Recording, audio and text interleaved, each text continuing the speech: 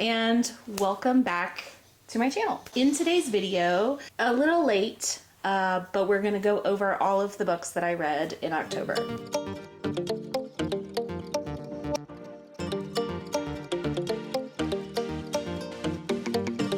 I was watching a video about YouTube stuff earlier today, and it said that if you say the word subscribe in 3 times in your video, subscribe, that it makes the subscribe button light up down below, which just, I don't know, but for whatever reason, it made me super excited. I was like, that's so cool, because YouTube like makes transcriptions of your videos. So be sure to subscribe, and subscribe some more. I read a total of 9 books this month. The very first book that I read this month is Black Sheep by Rachel Harrison. This follows our main character, Vesper, as she is navigating returning to her family, and her family is in a religious cult that she escaped from when she was younger, and she got an invitation, surprisingly, to her cousin's wedding, and she decides to go, and things go horribly wrong for her.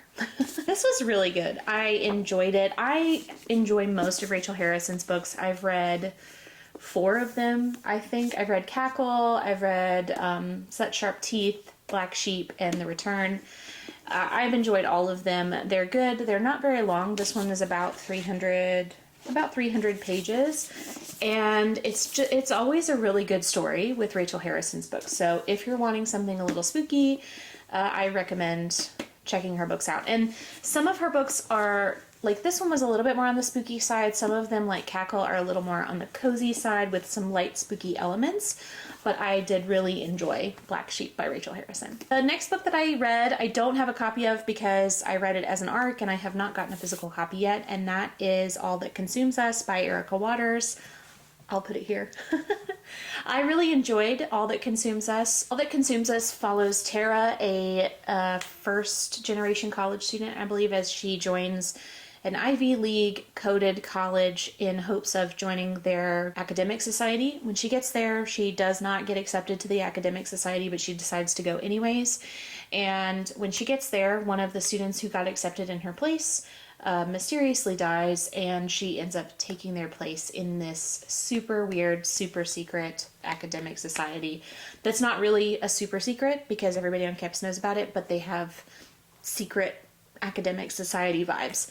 I really enjoyed that book. I thought it was good. It's being compared to Ninth House meets The Dead in the Dark, which I have not read either of those. I actually DNF'd Ninth House after about like page or 2. That's here nor there. I really enjoyed it. I liked the conversation around academia. It was a good book. So if you like dark academia, you will probably like that. I think All That Consumes Us is a YA. I'm not 100% sure about that, but I think it is. The next book that I read is Chain Gang All-Stars by Kwame, Adjei-Brenyah. This book is very good. It's very well written. It's incredibly dark. We follow kind of our 2 main characters, Loretta Thurwar and Hurricane Stax, or just Stax. And they are both criminals, I guess, in this sort of future United States fiction.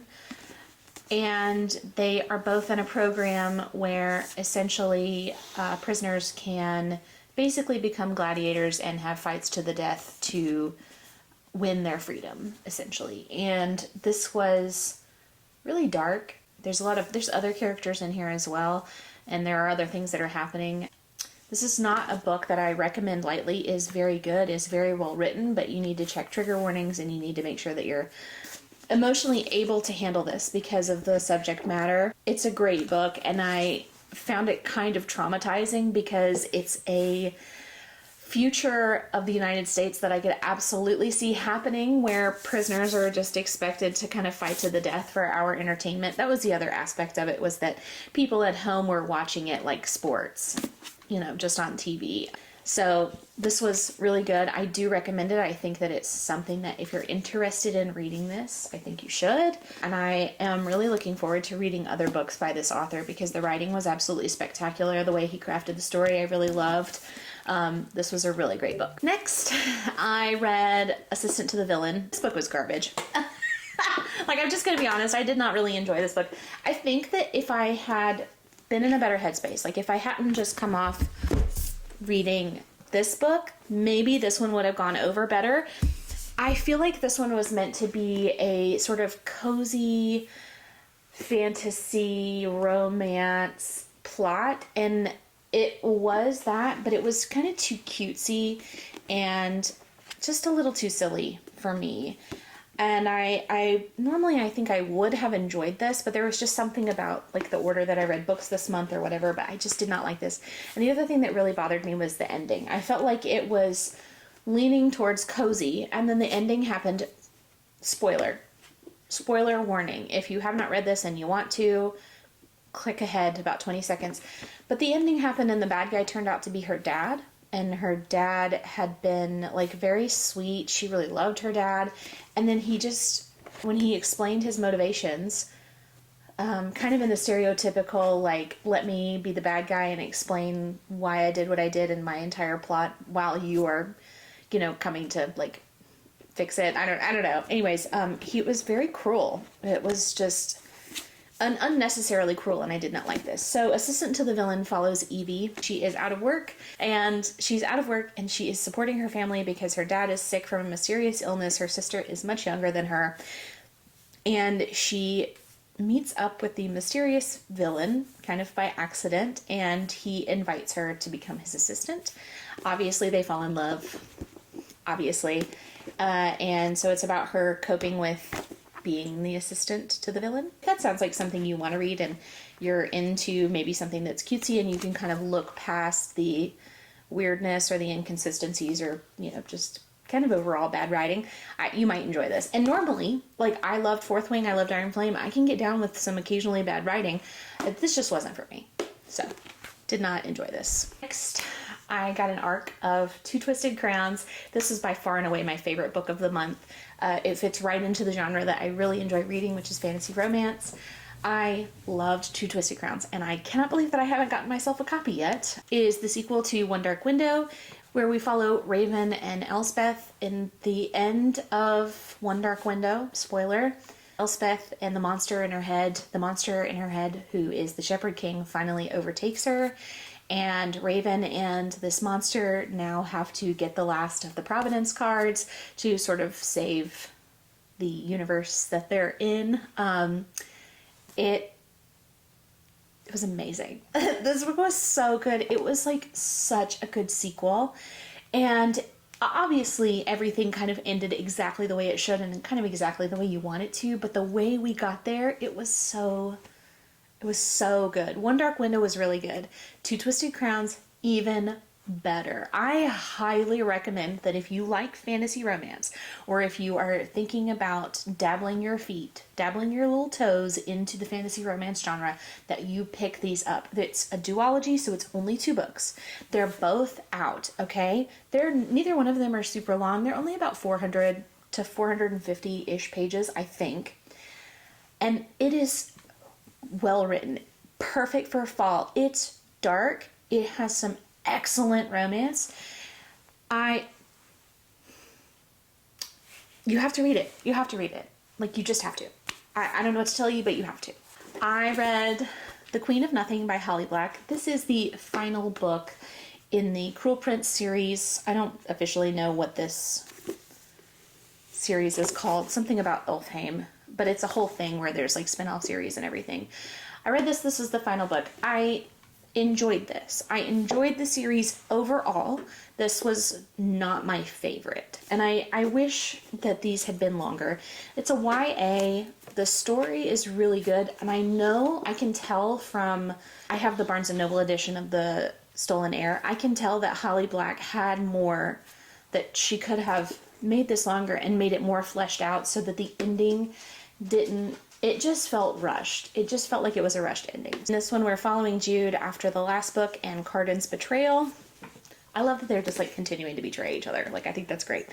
And Jude has to figure out how to get back into Fairy and to get power again, because she's kind of power hungry, and I love that for her. This was a good ending to the series, but overall, probably my least favorite. Next, I read When Ghosts Call Us Home. When Ghosts Call Us Home follows Sophia, and her hunt for her sister. Her sister mysteriously went missing 2 years ago, and she decides to go back to their childhood home, which was very creepy that they were only there for a year. Her parents were fixing it up, where they filmed a horror film that is now has like a huge cult following, and she decides to go back there to look for clues as to why her sister is missing. That's kind of a bad explanation, but it's supposed to be like found footage horror, Haunting of Hill House-esque, and I think it was those things. I haven't read very many found footage horror books. Actually, I think this might be the first. I got that vibe, and it was really creepy and atmospheric. It wasn't super long. I enjoyed the characters. There was a light romance plot, and the ending was bonkers, which I really enjoyed in this book. Like, it was not what I was expecting it to be. Honestly, I don't really know what I was expecting it to be, but it was not that. It was not the ending. So, I really enjoyed When Ghosts Call Us Home. It was very good, and I recommend you check it out if you're interested in that genre. Okay, 2 more books. The next book that I read was called Dark Archives, a librarian's investigation into the history and science of books bound in human skin. I enjoy reading about weird topics like this, and I enjoyed reading this book. The audiobook is on Scribd. It was good. As with most books like this, it didn't sort of go the way I had hoped, and honestly, that's probably a good thing.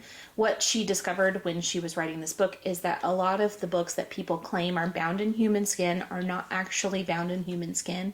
They're bound in something that is close, like pig skin. If that is a topic that interests you, it's a good book to read. It's not very long, and like I said, the audiobook is on Scribd, so if you already have Scribd, you can just listen to the audiobook. And finally, the last book that I read in October was The Soul and Heir by Holly Black. This is the first book in a spin-off series about Cruel Prince by Holly Black. This is going to be a duology. The second book in the duology is coming out early next year, I think springtime. This was good, not great for me. We follow Oak and Wren. Oak is Carden's younger adopted brother, I guess. And my problem with this is that Oak was only mentioned he was kind of a big part of the book series, The Cruel Prince as a whole, just for reasons that I won't say. And I enjoyed this. I wish that I had waited a little bit before I read this one, because in my mind, Oak was still kind of a child, and in this, he is more grown up. He's a teenager. And I had a hard time reconciling that, like trying to remember, Oak as an adult now. But I just found that I didn't click as well with Oak and Wren as I did with Carden and Jude. So, and whatever. I do think I am going to read the second half of the duology when it comes out next year. But this was also not my favorite. Those were all of the books that I read this month. It was a pretty good reading month. I read 9 books. And thanks for watching. Make sure you subscribe. I will see you in the next video. Bye!